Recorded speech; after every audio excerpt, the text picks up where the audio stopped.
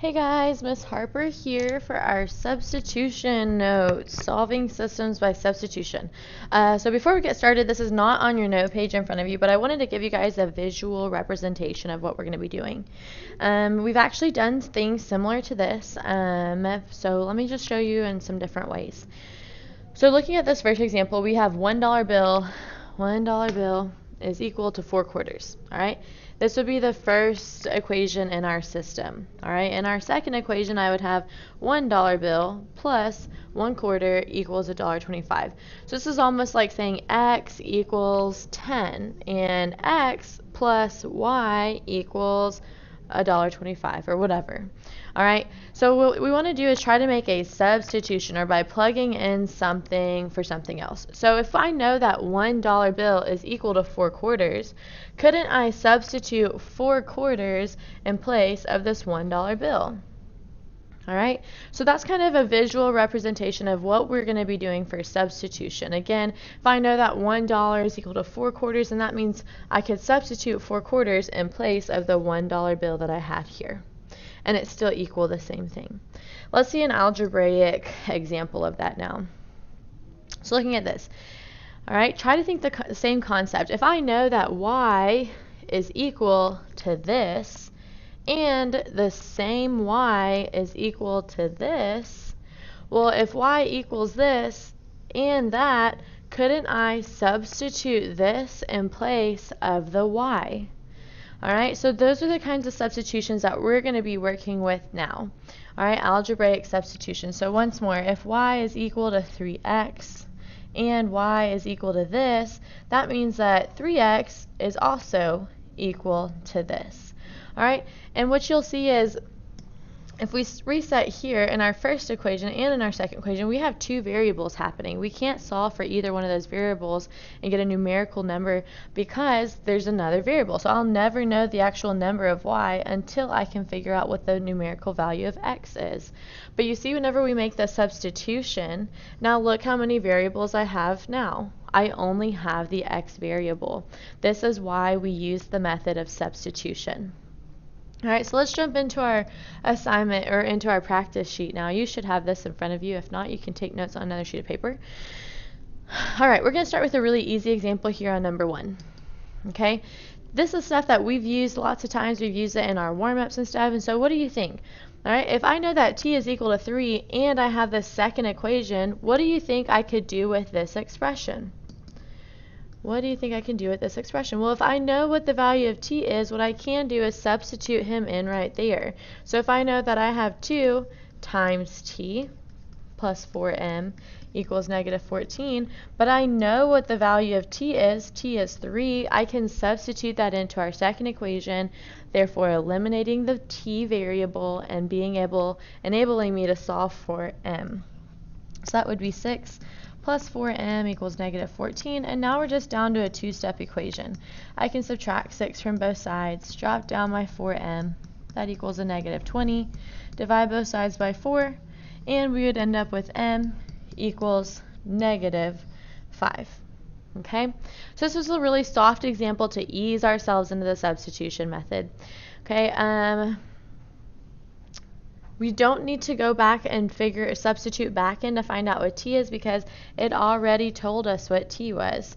All right, we usually list these as coordinate points. I know these aren't x and y, but we list them alphabetically. So the correct answer here, our solution would be negative 5 for our m when t is 3. Now remember, you can always check yourself before you wreck yourself. If I look at my second equation, I would have 2 times, oh, it's already here actually. All right, so 2 times t, which was 3, plus 4 times the m value, which I found to be negative 5, and that does equal our negative 14 that we have over here. So remember, just like whenever we tested or practiced solving to see if a solution is a solution, you can just substitute it back in and make sure it checks out. Let's try for example number 2. All right, so the most important thing for substitution, your first step, you have to have an isolated variable. So in example 1, we had an isolated variable of 1t. Now here in example 2, we do have an isolated variable. We know that x is isolated, and we know that x is equal to 3 minus y. So once we have that isolated variable, we want to take that and we want to plug it in to our second equation. All right, so this time I'm going to have my x plus y equals 7. Well, I know what the value of x is now. It's right up here. We know that x is equal to 3 minus y. It's really important that you use your parentheses here as well. All right, since I have nothing that I need to distribute, I can actually just pull these things out of the parentheses. All right, and now you might notice something weird is happening. If I go to combine my like terms, my two y's, I have a negative 1y and a positive 1y. Well, those are going to cancel each other out. Those add to a 0. All right, so I'm left over with 3 equals 7. What happens whenever we end up with a false statement? Or I'm sorry, 3 equals 7. 3 does not equal 7. All right, so whenever we end up with that, remember that this is a no solution, or you could say none. All right, what's happening here on this one is if I were to solve for y on both of my equations and I graphed these things out, they would look like this. They're going to be parallel lines. They have a slope of negative 1x. All right, let's check out example number 3. In example number 3, remember the first thing you're trying to identify is, do you have an isolated variable? And again, we do have that isolated variable right here.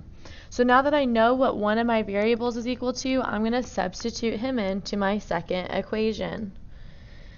So I have x plus y equals 16. And again, I know what the value of y is. It's 2x minus 17. All right, once more we use those parentheses to make sure, do we have to handle any distribution? Well, technically there's a positive 1 out here in front, but if I multiply anything by positive 1, it's just going to stay the same. So I can pull those things out of the parentheses.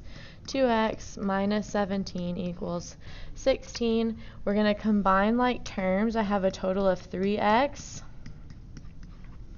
And now it's just again a two-step equation. I can add the 17 over, drop down my 3x. I get 3x equals 33. I'm going to take that party over here. 3x equals 33. And divide by both sides by 3. I get x is equal to 11. All right, so this is our first real substitution problem. Once you've figured out what one of your variables is, what you want to do is you want to take him and substitute him back into one of your original equations. Now you can use either of those equations and you'll get the same answer. There's usually one that's going to be set up that's a little bit easier, so I'm going to use the first one. It's already solved for what y should be equal to. So I have y equals 2x minus 17, but now I know what x is equal to. So I'm going to substitute in for my x, where x is 11. I get 22 minus 17, so y equals 5. Remember, we list these things as coordinate points. X goes first and y goes second, and it's never a bad idea to check yourself before you wreck yourself. So we already kind of just did the first one, so I'm going to just practice the second one. If I do my x value plus my y value, it should equal 16. All right, so make sure you're taking the extra 2 seconds to plug those x and y values back in. Here's our example number 4. I have 2x plus y equals 9 and x plus 4y equals 1. So remember, our first problem is that we have to have an isolated variable. In this case, I do not have an isolated variable. But hopefully you can recognize that there are some variables that are easy to isolate. This would be an easy variable to solve for because I have a leading coefficient of 1, so I wouldn't have to divide anything and end up with a fraction in the end. In our second equation, the x would be really easy to solve for. It doesn't matter which one you choose, you just got to pick one. So I'm going to go ahead and modify my first equation.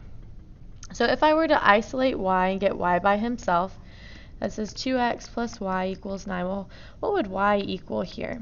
Well, I'd have to get rid of my 2x and move him to the opposite side.